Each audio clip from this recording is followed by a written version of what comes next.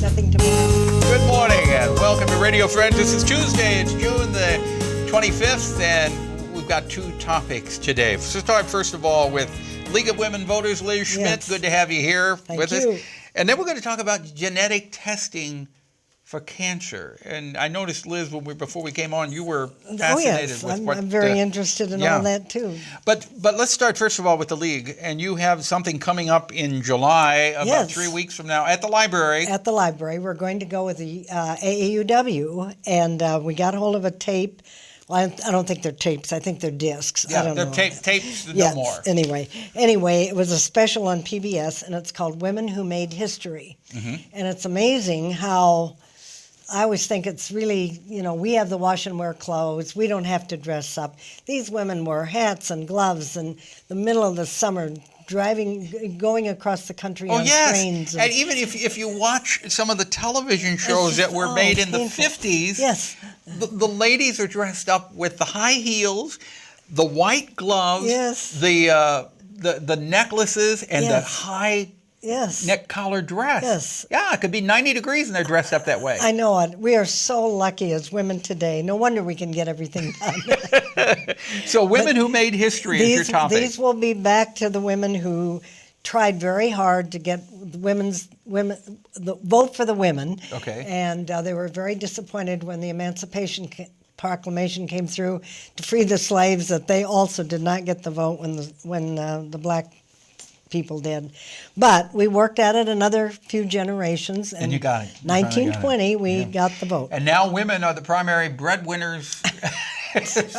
You women you're moving up there, Liz. Except we still make only a percentage of what the men make in the same comparable job. Okay, that's a whole different program there. We're going to have popcorn and cookies, and we hope people... Oh, you're adding popcorn now. Yes, popcorn and cookies. Popcorn and It's a cookies. movie all Sunday afternoon on July 14th. All right. We hope people will come to attend. Oh, you're doing that at 1:15 in the afternoon at the library. In the Friends Room? Yeah. Okay. And then you got something on August 27th? August 27th, we got a picnic coming up. See, we can wear our jeans and go out and do all kinds of fun. Or shorts if you want to. That'll be at Gordon Shelter, and that's for the 19th Amendment, was ratified in 1920 when women got the vote, and that's sort of to commemorate that. All right, so that'll be on August 27th. Yes, and where's the picnic going to be? At the Gordon Shelter at Stevens Lake. And then September 17th? Yeah, well, that's way ahead. I'm coming back all right, well, before you'll then. come back before then.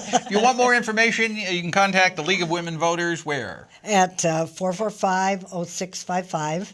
573, of course. Yeah. 573-445-0655. Okay, that's Sorry on about time and that. temperature, right? Yes. Liz Schmidt, Almost thank you time so and much for temperature. coming by. Thank League you. of Women Voters. So mark it on your calendar for July 14th. Which is a Sunday afternoon. All right, Women in History at the library Yes. on 1:15. Now we turn to STACEY MILLER, who is with us from Ellis Fischel. Welcome, STACEY. And you are a genetic counselor.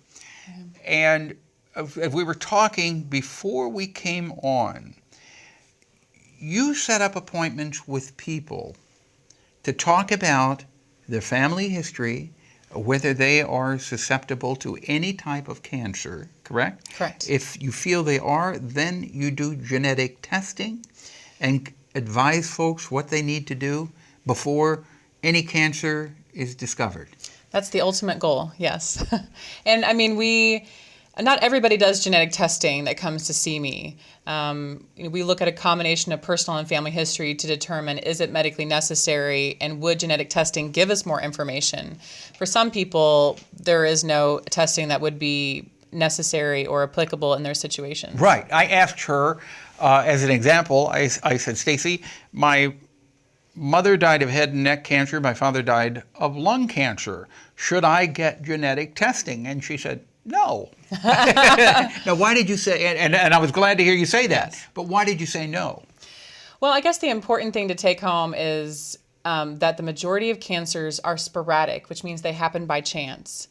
The majority of chance cancers are because of the aging process. Another big indication is like lifestyle factors, which you said your mom had no history of smoking. No. And about 30% of people that get smoking, what we consider to be smoking-related cancers, never smoked in their lifetime. But in your situation, you have one cancer on mom's side and one cancer on dad's side. And with those isolated cases in those two bloodlines, it wouldn't be indicated to do any genetic testing. Now, what happens when you're talking to either a man or a woman and you decide they should have genetic testing? How is this paid for? Does insurance pay for the genetic testing? Yes, is the short answer to that question. But we look at we have national guidelines that say what combination of personal and family history indicates that genetic testing is medically necessary. And when I meet with people, that's what we're looking at. We're drawing a family tree to see what types of cancer in the family, what were the ages of onset, how many people have been affected.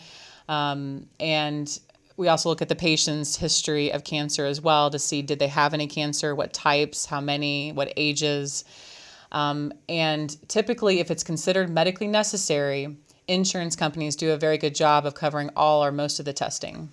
Then you do the genetic testing. What happens? The genetic testing comes back, and let's say it's a woman and she has a very high probability of having breast cancer sometime in her life. What's the next step? Yeah. Well, the next step is obviously to meet again to talk about their options. So based on what was found, what is the risk for breast cancer, and what are the available options for either detecting that cancer earlier or reducing the risk for getting that cancer or preventing that cancer. So for example, in a woman with a hereditary breast cancer gene mutation, we might offer breast MRIs and mammograms starting at the age of 25. We have medicines they can take for 5 years to take away 50% of their risk, or we could consider preventive mastectomies or preventive removal of the breast tissue. And that's a pretty drastic step there. You know, a lot of people see that as being a radical option, but in the world of medicine, especially in these hereditary breast cancer families, the risk for not one but two breast cancers is very high. And so we feel like it's very medically appropriate for them to consider that option. So that is not, then you would not consider that a radical movement? We would not, yeah. Okay. If people want more information about this, it's really an interesting topic. How do they go about finding out more? Well, if they would like to schedule an appointment, they would call our cancer screening group at Ellis Fischel Cancer Center, and that number is 573-882-8511. I'm also trying to make myself personally accessible to patients, and they can call me at 573-882-4842. Okay, and you set up a time just to chat with you. There is no charge for that. Then if you do genetic testing, that's the next step. Right. Okay? Thank you very much, Stacy. We're out of time for today. Dave Moore is with us tomorrow. Our program directed by Travis McMillan, Reynolds Journalism Institute. Audio is Pat Akers from KBIA. Our floor director is Rachel Gangweir, and our assistant producer and guest coordinator, Uncle James Moore.